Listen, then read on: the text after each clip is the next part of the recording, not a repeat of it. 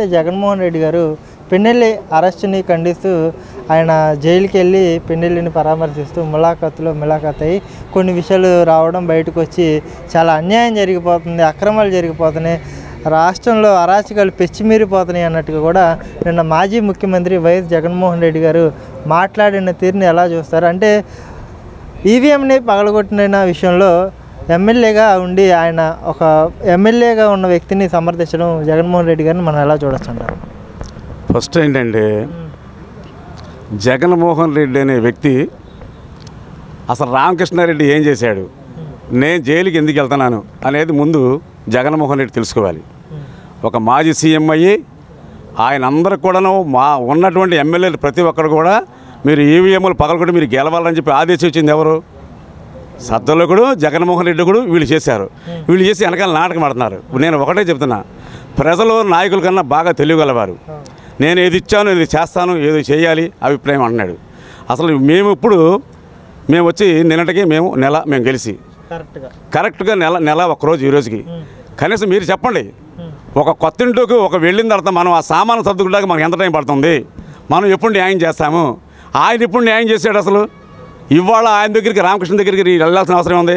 తప్పు చేసి వెళ్ళావా, ఒప్పు చేసి వెళ్ళావా? అసలు నీ సమస్య చెప్పమేంటి? నువ్వు 11కి పడిపోయావు. నీ ఎవరని చెప్పి అసలు ముందేంటి? నువ్వు 151 నుంచి 175 గెలుస్తానని చెప్పి నువ్వు చాపాలు చేసేసి ఇలా మీసాలు తిప్పారు మీ వాళ్ళంతా కూడాను. ఇవాళ ఏమైపోయారు?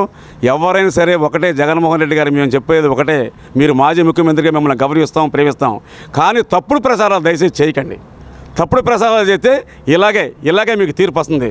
కానీ ఎవరైనా సరే ప్రజల తీర్పుకి రాజకీయ నాయకులు ఎవరైనా సరే తల వంచాల్సిందే, అది మాత్రం తథ్యం. అంటే రాష్ట్రంలో హింస పెచ్చిమీరిపోతుంది, రాష్ట్రంలో అరాచకాలు పెచ్చిమీరిపోతున్నాయి. ఏదైతే వైసీపీ కార్యకర్తలు ఎవరైతే ఉంటారో వాళ్ళ మీద తెలుగుదేశం పార్టీ వాళ్ళు వెళ్ళి దాడులకు తెగబడుతున్నారని చెప్పేసి వైసీపీకి సంబంధించిన సోషల్ మీడియా, వైసీపీకి సంబంధించిన నాయకులు, వైసీపీకి సంబంధించిన రాజ్యసభ సభ్యులు అక్కడ రాజ్యసభలో మాట్లాడడం ఎలా అర్థం చేసుకోవచ్చు అంటారు మనం? ఓకే, మీరు వేసింది మాత్రం చాలా మంచి ప్రశ్న.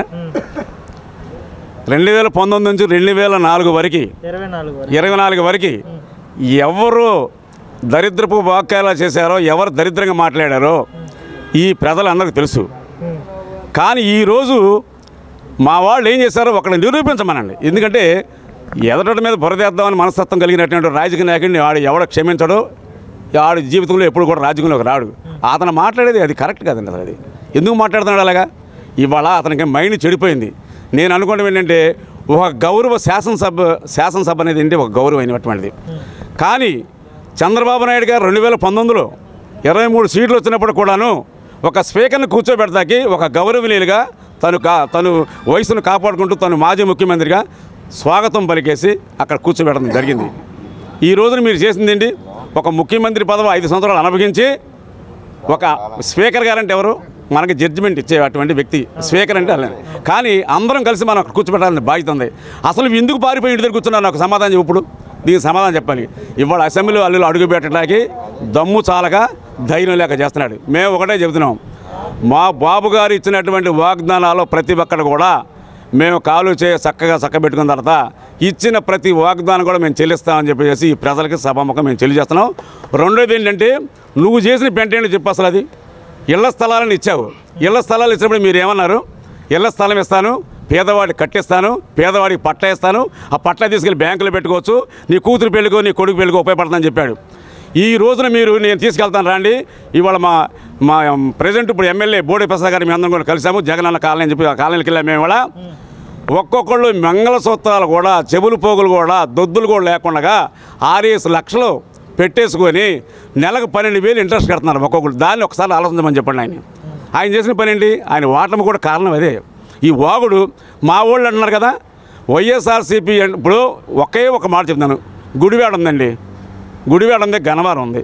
వీళ్ళు పచ్చిబూతులు మా మాజీ ముఖ్యమంత్రి కానీ వాళ్ళు ఇష్టం వచ్చినట్టుగా వల్గర్ లాంగ్వేజ్లో మాట్లాడారు.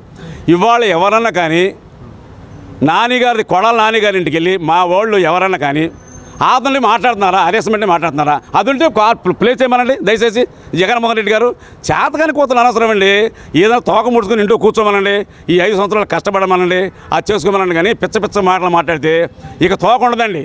ఎప్పుడు కూడా నేను ఒకటి చెప్తాను, రాజకీయం కానీ ఏదైనా కానీ విషయాలు ఏం చేయాలంటే తోక ఊపితే కుక్క పోకూడదండి, కుక్క ఊపితే తోక పోగాలి. అది చెప్పండి మీరు ఒకసారికి జగన్మోహన్ రెడ్డి గారిని చెప్పి మనం చేస్తున్నాను. తోక తోక తోక తోక ఊపితే కుక్క పోకూడదండి, కుక్క ఊపితే తోక పోగాలి.